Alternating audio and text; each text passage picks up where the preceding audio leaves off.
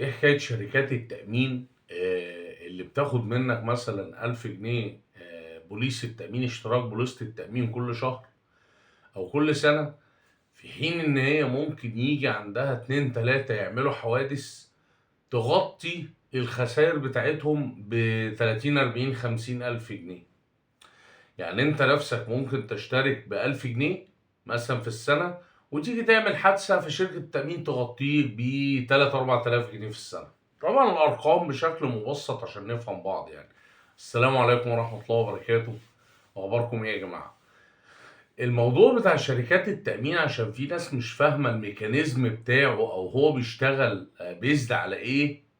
شركة التأمين شركة ما بتخسرش، وشركة معمول حساباتها بدقة، ومعمول لها كده حاجة اسمها حسابات اكتوارية، يعني عندها كل حاجة قايمة على فكرة الاحتمالات، ومحسوب حساباتها بدقة عالية جدا.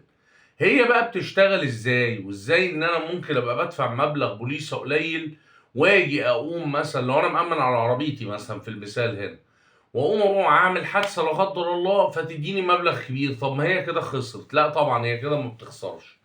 وعشان ابسط لك ده هقول لك مثال بسيط جدا. لو احنا 10 بني ادمين، كل واحد فينا بيدفع لشركة التأمين في السنة 1000 جنيه، يبقى احنا العشرة بندفع لشركة التأمين 10000 جنيه.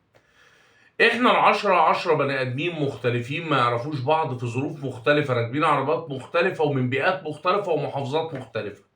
لا قدر الله لا قدر الله، في اصعب الظروف لما كام واحد فينا هيعمل حادثة خلال السنة؟ هنفترض ان اتنين عملوا حادثة من العشرة، هم احنا العشرة دفعنا 10000 جنيه، الاتنين كل واحد منهم عمل حادثة كلفت مثلا 1500 2000 3000 جنيه. فشركة التأمين في الآخر ما دفعتش أكتر من 5 6000 جنيه، وبالتالي وفرت عندها في الصندوق 4000 جنيه.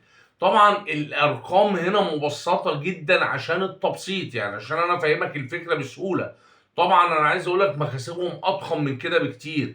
يعني لو افترضت ان شركات التأمين مثلا بتلم اقساط تأمين او بتلم بوالص تأمين بمليار جنيه، فاعرف ان هي لما بتدفع حوادث الخ الخ الخ ما بتدفعش اكتر من 150 200 350 400 مليون جنيه. فالمقصد ان هي دايما طالعه كسبانه. ليه بقى؟ لان هي بتلعب على فكره الكثره والاحتمالات. يعني انا النهارده لما امن على 100000 بني ادم، لو انا مأمن على عربياتهم بالعقل كده، ال 100000 اللي ماشيين في الشارع دول كلهم هيعملوا حوادث في وقت واحد؟ لا، هي دي الفكره اللي قايمه عليها شركات التأمين. مش ممكن ال 100000 كلهم يعملوا حوادث في وقت واحد.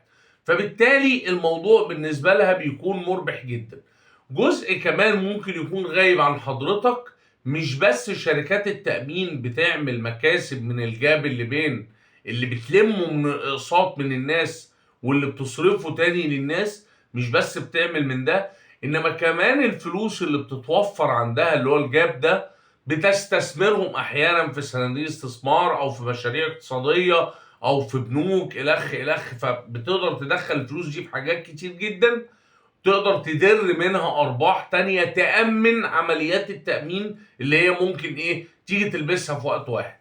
طبعا ما تفكرش كتير في فكرة. طب تسألني سؤال تقول لي طب افرض هي مأمنة على 50000 واحد وال50000 عملوا حوادث مع بعض؟ مش هيحصل.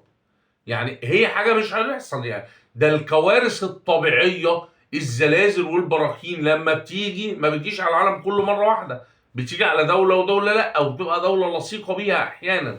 فهي دي الفكرة اللي بتقوم عليها شركات التأمين، وطريقة المكاسب اللي بتكسب بيها شركات التأمين من عملها. شكرا. السلام عليكم ورحمة الله وبركاته.